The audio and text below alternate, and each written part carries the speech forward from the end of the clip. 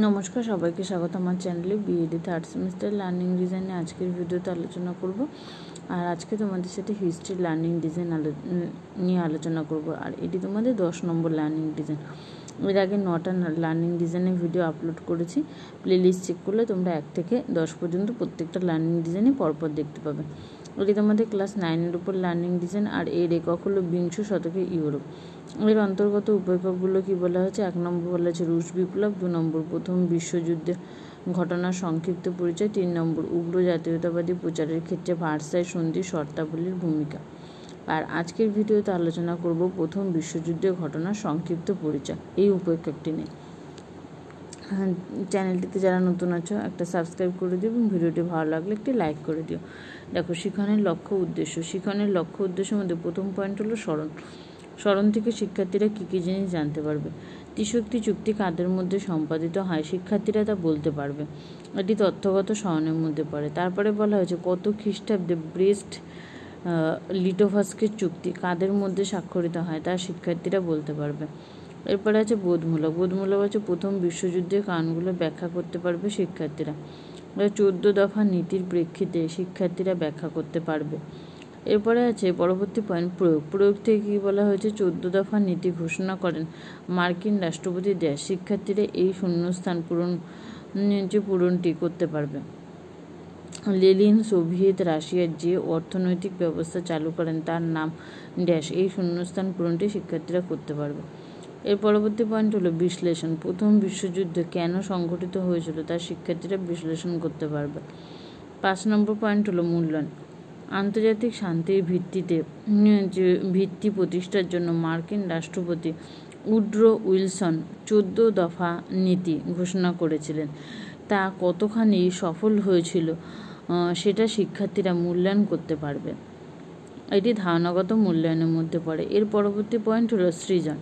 সৃজনের মধ্যে থেকে কী কী জানতে পারবে? প্রথম বিশ্বযুদ্ধের মতো বিরাট কোনো যুদ্ধ বর্তমানকালে সংঘটিত হলো, তার ফলাফল কি হতে পারে তা শিক্ষার্থীরা নিজের ভাষায় লিখতে পারবে।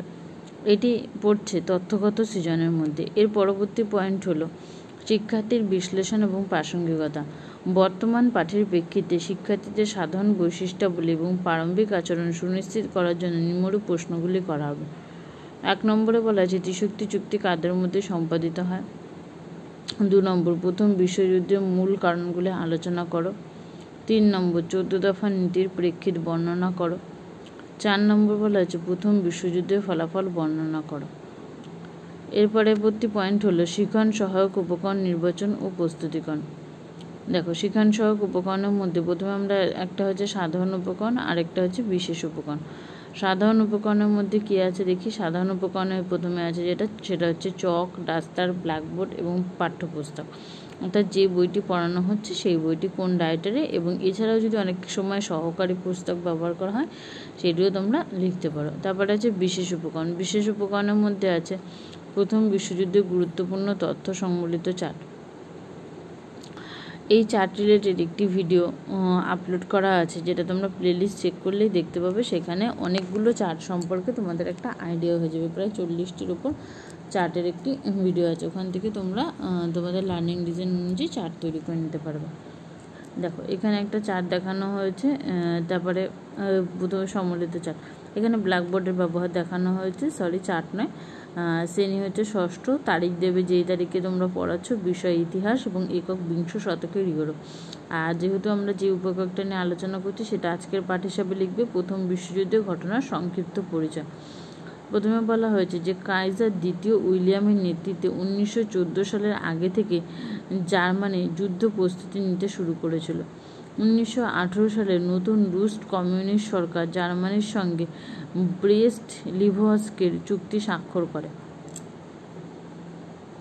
এর পরবর্তী পয়েন্ট হলো শিখন কৌশল। শিখন কৌশলের মধ্যে প্রথমে আমরা কী করে নেবো? একটা ছক করে নিয়ে বাঁদিকে শিখন কৌশল এবং ডান দিকে প্রাসঙ্গিক যে কৌশল, প্রাসঙ্গিক ক্ষেত্রেও বলা হয়। এবার তার মধ্যে অন্তর্গত প্রথম পর্যায় বলে কী আছে দেখি। প্রথম পর্যায়ের মধ্যে বলা হচ্ছে প্রথম বিশ্বযুদ্ধের ঘটনাবলী। তারপরে ঘটনাবলী আলোচনা পদ্ধতি এবং ব্ল্যাকবোর্ডে লিখন সহযোগে প্রথম বিশ্বযুদ্ধের ঘটনাবলী শিক্ষার্থীদের সামনে তুলে ধরা হবে। দ্বিতীয় পর্যায়ের মধ্যে কি বলা হয়েছে দেখি। দ্বিতীয় পর্যায়ে বলা হয়েছে যে প্রথম বিশ্বযুদ্ধের প্রকৃতি। এটাও বক্তৃতা দান এবং ব্যাখ্যা বিশ্লেষণ পদ্ধতির মাধ্যমে প্রথম বিশ্বযুদ্ধের প্রকৃতি শিক্ষার্থীদের সামনে তুলে ধরা হবে। এর পরবর্তীতে হলো তৃতীয় পর্যায়ের মধ্যে কী আছে দেখে নিই।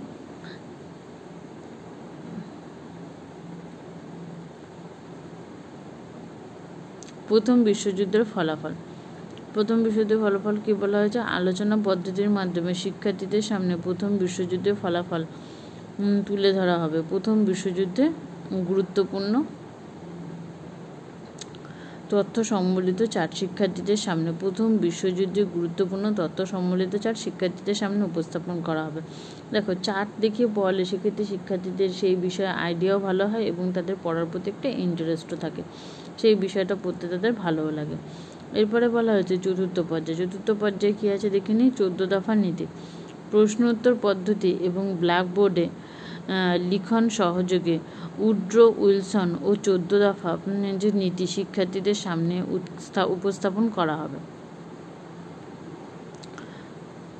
এর পরবর্তী পয়েন্ট হলো মূল্যায়নের নকশা।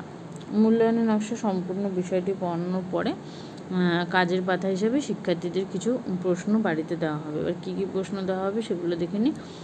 কিছু নিম্নরূপ প্রশ্নগুলো করা হবে। প্রথমে 1 নম্বর প্রশ্ন বলা হয়েছে যে প্রথম বিশ্বযুদ্ধ কবে সংগঠিত হয়। 2 নম্বরে বলা হয়েছে 14 দফা নীতি ঘোষণা করেন ড্যাশ। 3 নম্বর বলা হয়েছে প্রথম বিশ্বযুদ্ধের প্রকৃতি বর্ণনা করো। এরপরে 4 নম্বরে বলা হয়েছে প্রথম বিশ্বযুদ্ধের ফলাফলগুলি বিশ্লেষণ করো। 5 নম্বর প্রথম বিশ্বযুদ্ধের ঘটনাগুলি সময় অনুসারে পরপর বর্ণনা করো। এই পর্যন্তই ছিল সম্পূর্ণ লার্নিং ডিজাইনটি। তবে ভিডিওটি শেষ হওয়ার আগে আরেকবার বলবো, চ্যানেলটিতে নতুন থাকলে সাবস্ক্রাইব করে দিও এবং প্রয়োজনীয় মনে হলে অবশ্যই তোমাদের বন্ধুদের সাথে চ্যানেলটি শেয়ার করো। পরবর্তী লার্নিং ডিজাইন নিয়ে আবার নেক্সট ভিডিওতে তোমাদের সাথে আলোচনা করব। এখানে ভিডিওটি শেষ করছি।